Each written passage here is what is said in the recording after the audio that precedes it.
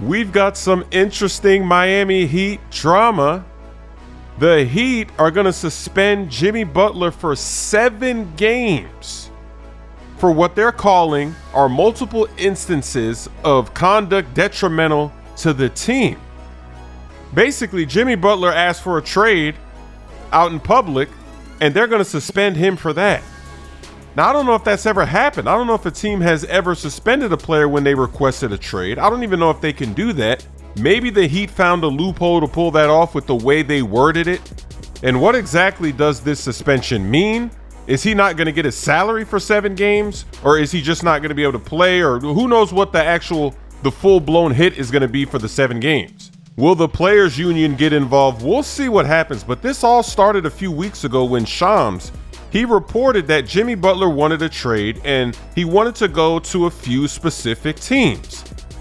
That list included the Warriors, the Rockets, and the Mavericks. But then after that report, Jimmy Butler's agent put out tweets on X, and he was saying that's not true. He was basically saying that Shams made it up.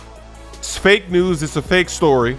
But then here we go. After last night's loss to the Pacers, Jimmy Butler said he wants to bring the joy back on the court. And they were asking him, can he do that in Miami?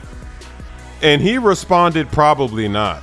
So now you've got that initial report. A lot of people are saying they need to apologize because they were trying to throw his name under the but they're trying to say that he's making up stories, but it turned out to be true. He was just reporting what was happening. Maybe the source was actually Jimmy Butler. You never know. Because if the agent didn't know, how did he know then? Who told him? Why wouldn't he tell his agent? What were they playing? What were they doing out there behind the scene? This drama was so bad with the agent denying it on X that Pat Riley actually came out and said, no, we're not trading Jimmy Butler. So in the heat of all of this, everyone's like, wow, Shams made this up. Pat Riley comes out and says, but then here we go, Jimmy, letting everybody know what's really going on. So we'll see how this all unfolds. This Heat team, they were never really good enough to win it all. It was amazing that they got to the finals. Jimmy Butler put the team on his back. They made it to 2 finals, but then they got smoked because they weren't really a true championship contender. Jimmy Butler and a lot of the other guys on this team, they made it seem like they were a contender, but they weren't. And that's why you're looking at a lot of the players that were standouts like Gabe Vincent. You've seen him on the Lakers. He did not play like he did on the Heat. It's something about the Heat system where it just makes players look better than they really are. Jimmy Butler is an outstanding player. He's incredible. He's the reason why they got that far. He put the team on his back and made it look like the Heat actually had a chance. They never had a chance, and they didn't do a good job trade-wise. They didn't get any of the star players they want. They lost out to every free agent, every big trade. They kept players like Hero. Hero doesn't play any defense. He's streaky on offense. Bam is still pretty much the same player he was. He's a good player. He's a good defensive player. But he's just, this core is not enough to go win it all. When the Heat played the Nuggets in the finals, it was like, huh? Like, how did they get here? Because you could clearly see they don't stand a chance. They're not even close to the level of talent that the Nuggets had that season. Same thing in the bubble when they played the Lakers. They were too small. They didn't have enough size.